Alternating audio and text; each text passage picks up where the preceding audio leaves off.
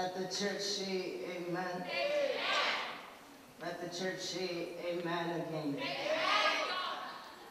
We have gathered here today to celebrate the life of the great Bishop Elijah Johnson Sr., who was also my father. My father lived a very wealthy life, yes he did. As I was in dialogue with my father Monday, the night before God had called him home, he stated to me, he said, "Son, I only have just a few minutes left on this planet." As I stared off into space, mine eyes began to get teary. And then my father looked at me and he said, "Son, your tears are just temporary relief of the pain, the sorrow, and of the grief.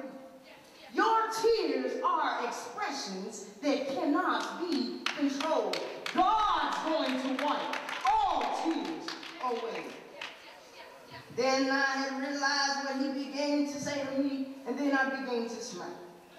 Then I asked him, I said, "Father, are you okay?" He said, "Son, if I were any better, I would be twins." My father was a very humorous man, yes he was. If he would see someone with a frown on their face, he would quickly whisper in their ear, and that frown would turn into a smile. As we went into deeper dialogue, I asked him one final question. I asked, "How do I lead this flock?" All he said was prayer. My father was a man that knew how to handle any situation. And I have learned from him that every day we have a lot of choice to live life fully. And there, my father lived a full life.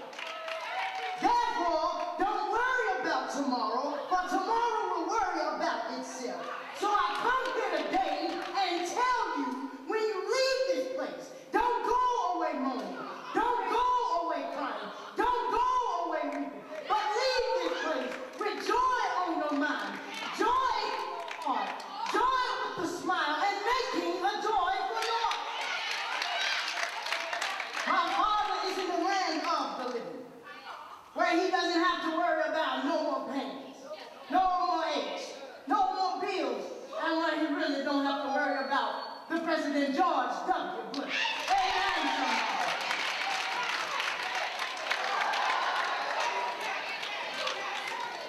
Now, I remember when I preached my first sermon, and I titled it as a youth, Victory. And I shall never forget, my father got up and he said, "Victory is mine. Victory is mine. Victory today is mine." I told Satan, "Get thee behind." But victory today is mine. My father has the victory now. So some of you can sit there and act like I'm crazy, but my father has the victory now. Now I've talked about the joy that my father has. I've talked about the victory that he has. My last point's just hot off the press. My father saw these two mothers one day fighting, cussing, spitting, and throwing them bowls at each other. And I said, "Dad, what are we going to do?" He said, "Son, just wait right here." So father walks up to him and he says, "Peace." Peace not meaning hello. Peace not meaning goodbye. Peace not meaning anything of that nature. But peace meaning halt. That's all my father has, the peace now. He's resting with peace. Now I'm about to leave here, but you know I cannot leave here unless I leave here with a story. So there was a story about a little boy who was about 10 years old. And the little boy went by grandfather's house one day, and grandfather was in the yard with him. When he shook granddaddy and said, "Daddy, I need to talk to you for a few minutes." Granddaddy had pouted, went in the house and pulled a chair. He sat down and he said, "What is it, boy? What do you need to talk about?" The little boy said, "Granddaddy, I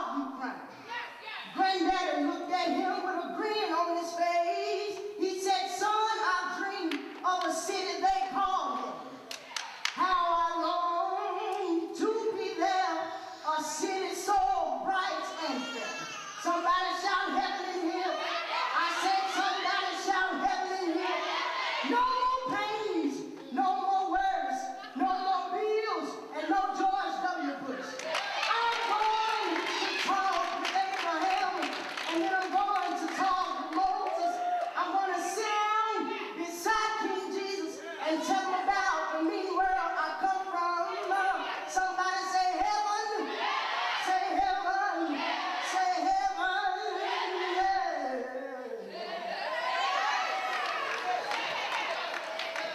Can I get a witness out there? I said my Father's in heaven. He's in heaven, the land of the streets are paved